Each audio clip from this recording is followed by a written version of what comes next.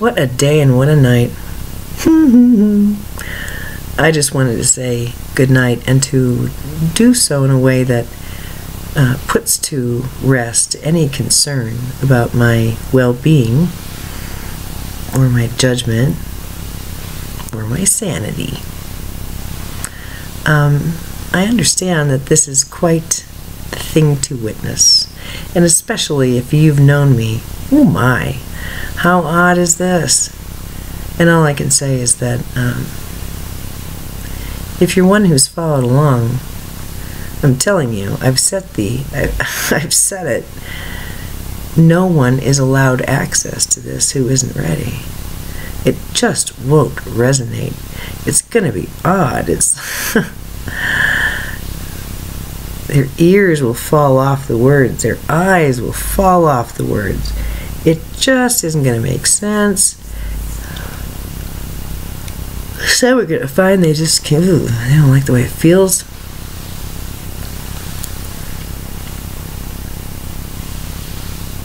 It takes 1/2 of 1% of the human population. How many times has Crayon said that? 1/2 of 1%. So one day I did the math. And although there may not be a whole lot of, I don't know, the ones like me and Lee, the ones who are driven and who can't shake it, and who have to keep pushing. Well then, let it be. Isn't there always a lone man crying out, "Holy crap, something new's out its way. Prepare yourselves, dudes. Can't you feel it? Can't you feel it?" There's always going to be those. I checked my astrology once he talked about the yod. I told my friend Melissa what I saw. It sure looks like a yod to me. In any case, it's a metaphor. My astrology is stunning, and it's perfectly clear what I am, if you read my chart. But so what? That's what Crayon said again and again, in that 5 in a circle. So what if you're a healer and you know what's what, and can actually make medicine from the earth? So what if you're a meditator to the point where you can spin worlds by closing your eyes and just going away for a little bit, spinning an entire structure and everyone in it so they feel peaceful, calm, and sure? But so what if the people inside can't even feel it? So what with the healer if the people around you are so hardened of heart that the only thing that works on them is chemicals from a factory? So what? If you can speak to animals and get messages from pets, if their owners call you names and kick you out, so what? So, it's the first wave, baby. Many of us just simply holding bodhisattvic energy. Long-suffering, not entirely happy, just hanging in there. It's you. It's this portion of the first wave that makes the rest of us go, and it's the compassionate ones that help the ones among us who are challenged by that particular skill. All of us helping each other. All of us family. All of us encoded for this time, when the first wave begins to truly make contact with the shore. It is a profound and beautiful time to be alive. And anymore, I feel no frustration if you're not interested in talking with me about this. I don't care. I get it. It can be nerve-wracking. If you're not into it, it's unnecessary to share. If the words that come out of your mouth are loving, and the things you do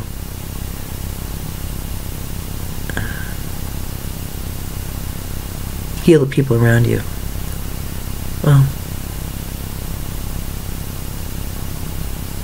then what you do is allow for the healers to be seen as legitimate, the meditators to be seen as helpfully serene, a good addition to any group. Allows the animal whisperer their place among the divine humans who are assisting, and helps the prophets spread the word to soft hearts, hearts that are ready. And this happens moment by moment when people are treated kindly and with respect and dignity. So it takes all of us working together. One wave. The first wave. Pioneers in consciousness, in behavior, in attitude, in belief structure. Those who have gone before and are using their own previous methods of instruction for their guidance now. It's the fifth sun. Return of the star people. Ascension, DNA activation, all that fine stuff. And now I can just go out and about and be easy, relax. Just like Ryan's been talking about all this time. Oh, imagine if Lee had been carrying this for all this time and never let the cat out of the bag. I wonder if I'm in trouble. I wonder if I've gone too far.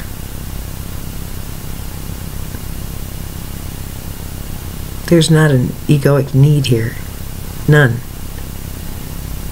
What drives me is the need to communicate.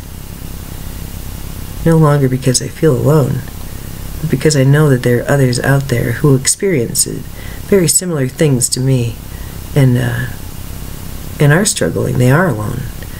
There is no one in their reality who speaks their language. It's a very confounding thing. It's very hard when you start waking up and no one around you can understand what you're saying, and the only thing they know to do is to shut it off. And guess what? Plug in, relax, and let me just spin some tales. Let me remind you of the old country, the old ways, a quieter time, a peaceful time, a time when you knew that you were okay. You didn't even have to question it. What a silly thing to wonder about. When your sexuality was part of your being, when you understood that your lineage was from the beautiful things you look up at night. And when they wink at you, they're saying, "Oh, I love you. We can see you. Well done."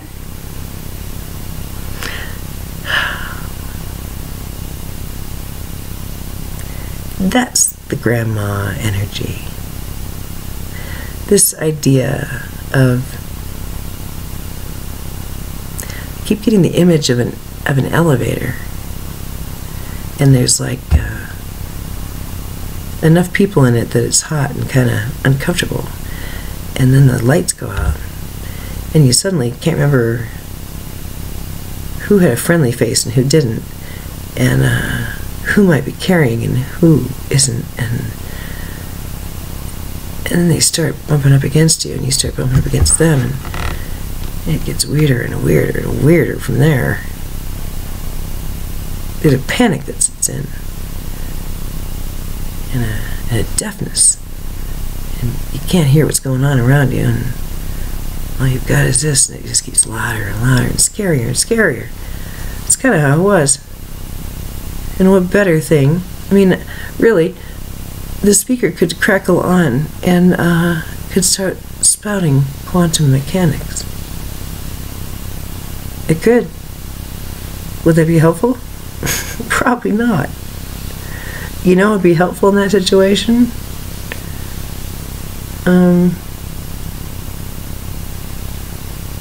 A woman who is cool with what's going on and just dips into her bag and pulls out a flashlight, a really big one. And the panic recedes really pretty quickly, and it's like, oh wow, why are we so worried? What was that about? Whew. Thanks for the light. Oh yeah, I know. Jeez. I just carry one with me. It's just gotten used to it. It happens sometimes. Like that. Let's go get some ice cream. Oh, yeah, but let me catch my breath first. Good God. We're just taking a ride on an elevator. And here's the cool part. That little fugue of weirdness happened between the first and the 80th floor, and it was an express ride, baby.